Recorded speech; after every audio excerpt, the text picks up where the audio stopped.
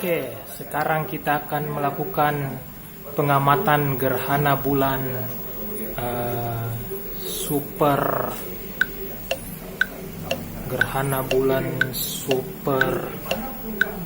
blue blood moon yang terjadi